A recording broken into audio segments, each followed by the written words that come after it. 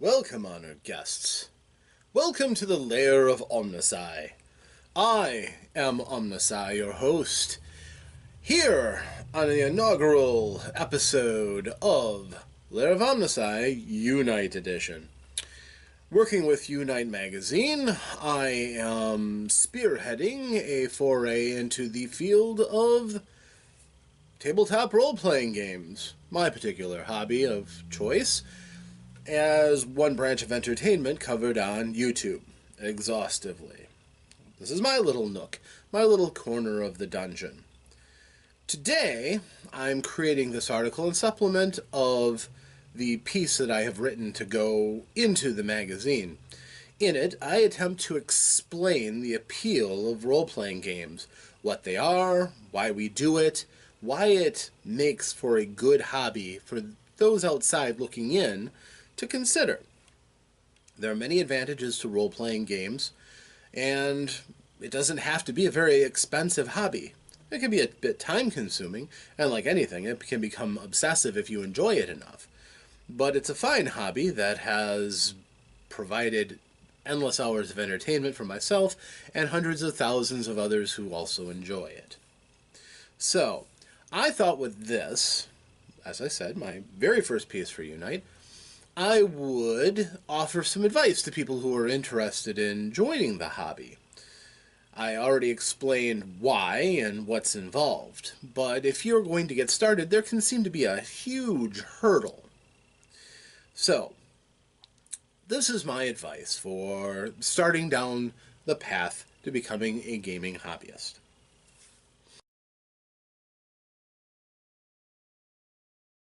The first thing that you should consider is the resources that are available to you. If there's a large number of people around, perhaps a successful hobby shop in the area that sells the kind of gaming materials that I'll be talking about, you might have a much easier task than others do. If you live in a remote area, however, where such hobbies aren't widely pursued, finding others to share the hobby with can be difficult. And as it is a social hobby, if you don't have others around, it can seem pretty daunting. In this day and age, there are different apps, there are different forums that you can use to scratch the itch and learn the ropes on gaming. It helps to find a sympathetic group, but with the advent of social media and things like Facebook, finding people who also enjoy role-playing games can be quite easy, and many of us are sympathetic. We want new people in the hobby. We want new players. We want people who have a hunger and a thirst to express themselves in a creative manner, to lose themselves in a fantasy world with us for a little while, to possibly even immerse yourself and become another person for a little while to help us tell a story. So, finding other people is very useful. It can also be very useful if you find somebody who already has experience and is willing to run a game for you. Jumping right in with both feet and becoming a game master right away is somewhat difficult. If you have some experience as a player, then it's a logical next step, but honestly, I would advise, if you have the opportunity to play first and learn the ins and outs of the hobby, I would recommend that. But if you have no choice, say you have a group of friends who presses a book into your hands and says, could you run this game for us? Even if you have no experience, maybe you have a reputation for being creative or very intelligent or what have you, very charismatic, perhaps you will take a shot at it. But the first thing is to get a group. So, once you have a group, you need a game. Well, there's different ins and outs on that. Number one is, what are you interested in? As I write in my article, even though if you look in any kind of movies or TV shows that mention role-playing games, and many, short stories or even novels that mention such games, most of those reflect the vision most people have as being some sort of Conan or Lord of the Rings-esque fantasy. Simply put, this isn't the only type of role-playing game that exists. There are as many as you can think of outlets or franchises or what have you. There is a game for probably almost anything you can think of.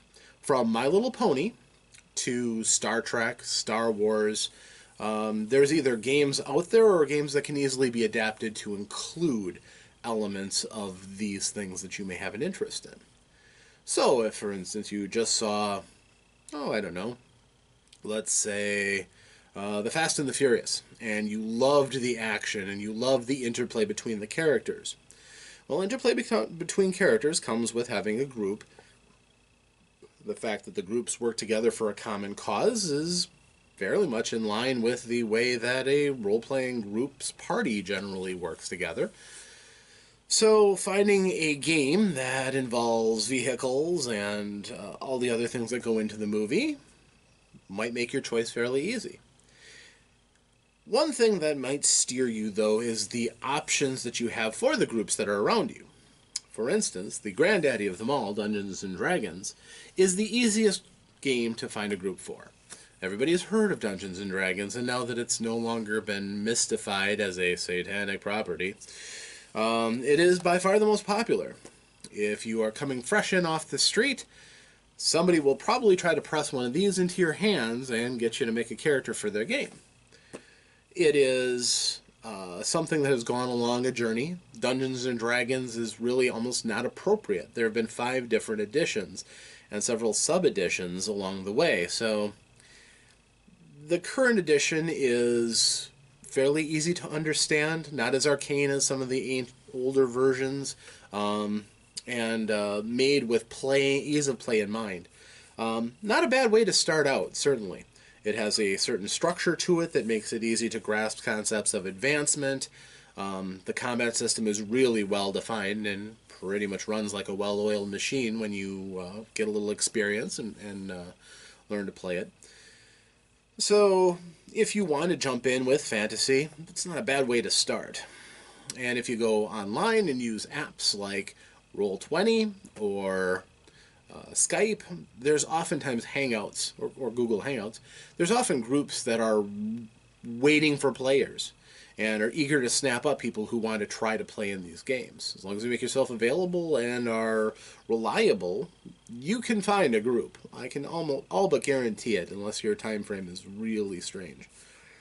So, finding a game is that essential step. If you can form a group and you have something else in mind, the game might actually pitch itself.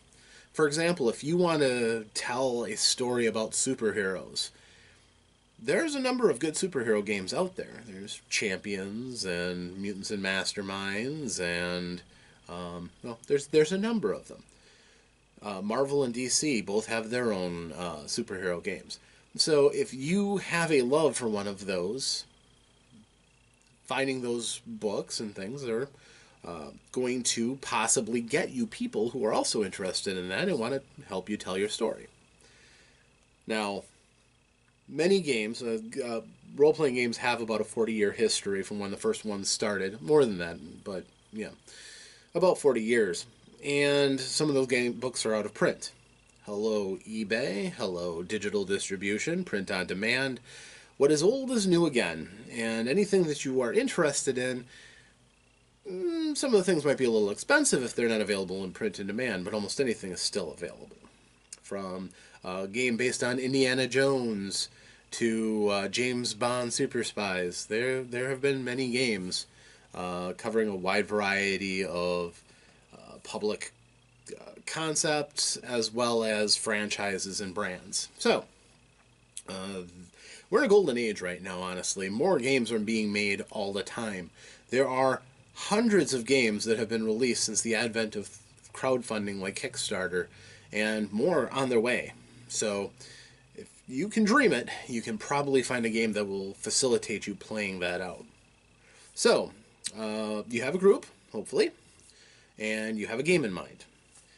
The next step might be to get familiar with the game, honestly. For example, if it has a player's handbook, rifling through it and looking for the key points in it would probably not be remiss. It'll at least give you an idea of what the game might be like, what the buy-in is, what you're going to have to do, how many rules there are, how complicated they are. Maybe a selling point on if you're interested in that game, really. There are some terribly complicated role-playing games out there, and there are some incredibly easy, almost too easy, systems for games that are out there. So finding the happy middle ground, or whatever meets your comfort level, is key. After that, say you get a book. Maybe you bought it, maybe you borrowed it. Maybe you bought it online as a PDF. Maybe naughtily you found it online and didn't pay for it as a PDF. I'm not going to judge, but remember, most of these people have families and they get hungry too. So, that's my pitch against piracy. However, I'm not going to preach to you. However you got your rules, you've got them in hand. The next step, if you're playing digitally, most of those tools can be accomplished in a program. Roll20, for instance, has a dice roller. It has video software so people can see your beautiful face.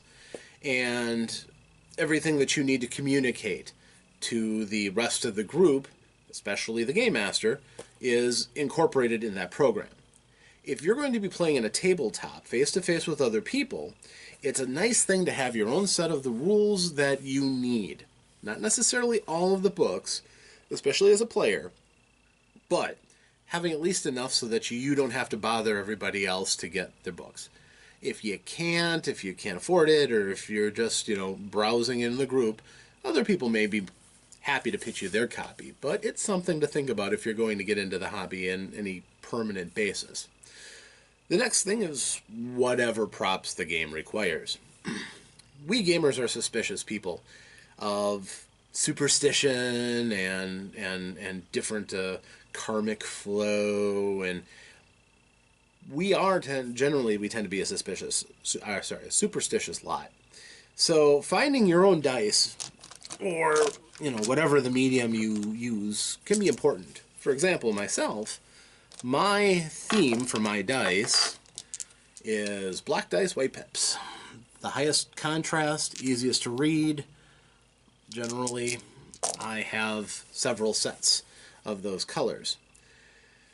I would probably just as soon get a piece of paper, write down all the different numbers, cut them up, put them in a cup, shake it up, and hand it to somebody who needs to get a roll or a random number somehow, then give them my dice. I don't want to jinx my dice with somebody else's bad luck. And I know it's foolish.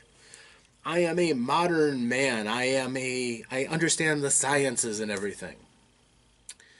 But when you see somebody in the position to save the day, and he drops 3 critical successes in a row, that just is enough to do something completely amazing, you can believe that the boundaries of luck and randomness can be bent by destiny and circumstance. So, if you are going to be playing, generally you'll want to get some dice.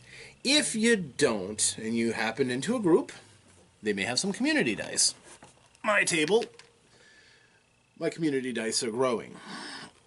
My own personal dice are not in there. I have about as many personal dice myself. And I'm not going to compare collections. I know people who collect dice and have, 55-gallon fish tanks full of dice and all in beautiful trays and everything. They're a tool. They are there for a purpose, which is to help you decide in a random element if something succeeds or if it fails, most typically. Or if it succeeds, by how much, in the case of, say, rolling damage for a successful blow in combat, or something like that. So, having dice is, your own dice especially, is kind of an integral thing. It's a very personal thing. If you go online, there are a number of wonderful dice crafters who make some very, very nice dice. And with modern techniques, it doesn't have to cost you an arm and a leg. You can get a full set of fantasy dice for less than $10 most places. Those kind of dice are going to involve strange-looking dice, like the four-sided dice. Remember, a single die is a die, multiple die are dice. To 10-sided dice, and generally a full set of fantasy dice, which are based off of the classic Dungeons & Dragons and the other games that have emulated it, include a 4-sided die, a classic 6-sided die like you'd find in Yahtzee, a die with 8 sides, 1 or 2 dice with 10 sides, and I'll explain why there's 2 frequently, a die with 12 sides, and a die with 20 sides. The 20-sided dice in many modern games gets used the most. But why 2 10-sided dice? Because you can take 2 10-sided dice, roll them at the same time if they have different colored numbers, and you can get a roll from 1 to 100. One die is the ones place, one die is the tens place. If you roll 2 zeros, that's 100. If you roll 0, 1, that's 1. So, fun things. Many games use a lot of percentile. And with dice, it's a quick and easy way of generating your numbers so that you can quickly resolve a situation in a game. Now, if you play a different game that maybe requires specialized cards or things, for example, the role-playing game I just got called Planet Mercenary that has a Mayhem deck. That is a special thing that the game is going to require. So, and therefore, that one has a little bit more buy-in because it requires that special add-on. So knowing that may be an extra element that you use to consider the game that you are planning to play. So once you have that together, now if you're running games, it gets a little bit more complicated because oftentimes you're going to want to play where you're comfortable. If you're going to be playing in your own home, you're going to need a clear space to play. You're probably going to want munchies and things like that, and enough to accommodate all of your players. You'll need appropriate seating, you'll need a big enough playing surface and such. If you really get into the hobby, you can start getting crazy with that. You can get a customized gaming table, such as I have, and a variety of other add-ons and kibble that will tend to accumulate if you really start getting invested in the hobby. So, you have the rules and you have dice. You have what you need to play. Most games require some sort of writing material. I generally recommend pencil because you can erase it over a pen. You'll need some sort of a character sheet, and that can vary as well. Many games have elaborate character sheets, which can be photocopied. Almost all companies understand that, a character sheet is something that, should be made as easily available, and oftentimes just involves going to the manufacturer's website and going under their downloads or resources and downloading the character sheet. As an example, the NPC in my current game of Dungeons & Dragons is a barbarian named Glug. This is his character sheet. As you can see, it has plenty of room for numbers and statistics, gear, treasure, powers and abilities, and this is a 5th edition standard character sheet. It's quite efficient. I like the character sheets for 5th edition. Other games, especially kind of ones with more of an old school feel, generally have a minimalistic approach to characters. They can be written on a 3x5 card, and perhaps because you are so quick to make up a character in such a small venue, oftentimes those characters have a higher mortality rate as there's not a great deal of significance attached to that character. It all depends on what you want to play and how you want to play it. But having a character sheet, a steady supply of those is a handy thing in a game. That's about the minimum that I would say that a player should consider when you're looking to get into a game. Now, If you are a game master or aspire to be one, a couple things that might be useful to know. Number one, most games have some sort of materials that are set aside for the game master. They may be world books with all kinds of lore and legends and things, details that are the creators have come up with, so you don't have to invent the wheel. Of course, there's nothing stopping you from creating your own fantasy world and populating it however you want, or your own sci-fi universe. It's completely open to whatever you want to do. As long as your players are willing to buy into it and show up, you can have a heck of a game under almost any circumstances. But especially for starters, it's oftentimes easier if you just happen to have a book that has a lot of lore on what you're interested in, so that you don't have to invent from whole cloth. You can look up some details, you can write down some notes, and come up with a pretty good adventure. But there are other resources you can use. If you start, really investing in these games, you may wish to represent your characters as little miniatures that you can put onto a map.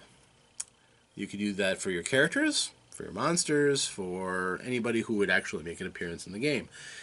And I'll save you some money. Yes, you can go out and you can get the, expensive pre-painted plastic miniatures, and they're beautiful.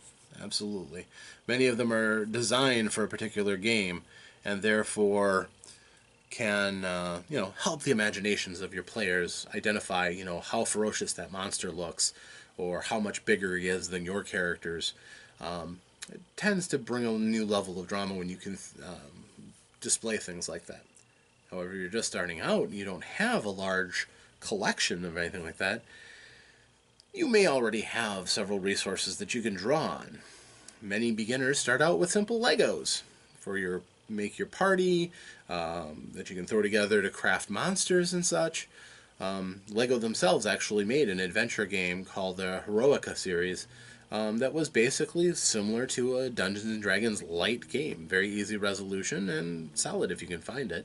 Not terrible. Good way to bring kids into the hobby as well. That's how my son started out. But as you just start your collection out, again, like I said, if you go for the really big expensive ones, you're going to sink a lot of money in, and it's going to be a while before you actually have a decent collection of the kind of critters and the kind of characters that you really need. Unfortunately, a lot of those professional grade accessories are also things like blind draws, where they have a pack of random characters, and could be very beneficial where you get just the characters you need, but more often than not you'll have a couple of things that you just didn't need at that moment, or maybe have to work something in to get some usage out of them. Therefore, I have collected my own set of miniatures from all over the place. I have cannibalized board games. Many pieces these days in some of those games are almost as richly detailed as the professional. And quite honestly, even with a touch of paint or even unpainted, it still is better than using something like a straight die, or maybe a Monopoly token or a Sorry token for the least amount of detail, for representing something in your game.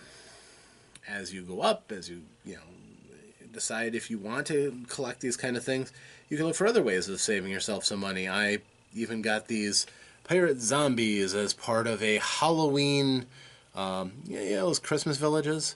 Well, they started making Halloween villages, so I got a couple of these, and they're fun. And they were very inexpensive when I found them. Look for bargains wherever you can. There are many, many opportunities that you have. If you start looking for ways that you can turn common everyday objects into gaming materials, that can save you a lot of money and give you a lot of bang for your buck. Even this candle holder that I got at a big box retail store for like $3 works fine as a dice tray, so my dice don't go flying off the table. I'm going to line it with a little felt to cut down the noise, but just another example of how you can be creative and save yourself a lot of money. Ultimately, you'll probably come down to some sort of a game that might involve a tactical level, where the positioning of people might be important, or how things are placed, or how people move could be important within the scheme of the game. For things like that, you might want to look into either a whiteboard or using graph paper.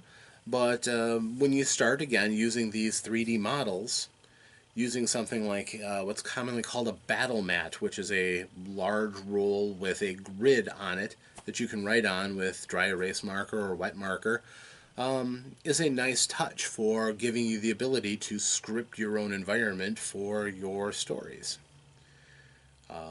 That and a marker used to be the standard, although now with the commonality of things like 3D printing and again many of these Kickstarters and online stores, more and more people have been going with different ways of constructing three-dimensional images for your characters to move around on, carving them out of foam and foam core, and applying liberal paint or repurposing things like possibly a cardboard tube or something that you cut and make look like a tower. As many ways as you can imagine the world that you want to build, you can also look at the world around you and imagine how it's going to help your game. So, these things can be used to get into the hobby and keep your prices reasonable. Obviously, what happens after that, well, depends on how much you enjoy it, how much you want to put of the game into your world. Are you going to be able to set aside some time so that you can routinely get with a group, make some new friends, socialize, or maybe friends that you already have who want to explore this crazy new hobby, or people maybe who have lapsed in the hobby and want to get back into it? There's many different paths that can take you to the gaming table, but that's for you to explore for yourself. I am but a guide. I cannot take that journey for you. But if you have not played these games and you've decided that maybe the chubby guy with the beard has got a point and this sounds like it could be a lot of fun, well, I envy you. I do. I still very fondly remember my first forays into the worlds of adventure with new friends and old. And every time, every new thing that happens is another wonderful occurrence. There are sometimes setbacks, yes, just like in any hobby. Sometimes you'll find somebody who you do not game well with. And from time to time, you may have a character die. You may feel that you've been treated unfairly at a game table. But it is a game, and it is a hobby. It is not life, but it is a wonderful way of entertaining yourself while you're living this life. I certainly hope that these simple words of mine maybe caused you to either feel something for the game and see a way that you yourself can explore this world, or if you've already played the game, maybe I've inspired you to look at certain things a different way, maybe reappreciate the experiences you have. I certainly hope so. And with all of you who are in YouNite, if you have further questions or if you have a taste and you want more, well, my Lair of OmnusI channel on YouTube has several videos out that explore different avenues and situations and different ways of trying to make the experience of gaming easier, richer, more fulfilling. If you wish me to cover something that you haven't seen me make a video on, I'm always open to suggestion. I like to think that if anybody comments in the box below, I will be more than happy to respond at some point. Let's just say the comment section hasn't been burning up lately, so by all means, let me know what you think. And of course, if you like my simple words, you think I may have something down the road that you'll also enjoy hearing, well, consider subscribing or liking and maybe sharing with others. Share with people who you've talked to who might have been interested or curious about these things. And maybe my words might be able to inflame a little spark in them as well. Get them interested in something different. Maybe a longing for something more. But you've heard me ramble for quite a while now, and this has gotten a bit long. Next time, I will discuss with you how you can buy into a game even cheaper than what I've described. I myself have designed a few games, And next month, I'm going to give one to you for free. At least the kernel of the game that you could play yourself if you wanted to. It's called the Traveling Hat Club, and I'm only going to be revealing it to people who are watching YouNite. So, that one's not even going to get onto my channel. I am OmnusI, here in the Lair of OmnusI, and I thank you for watching, and I hope that this partnership I'm developing with YouNite works out well. Until then, we'll see. But I am wishing you safe adventures.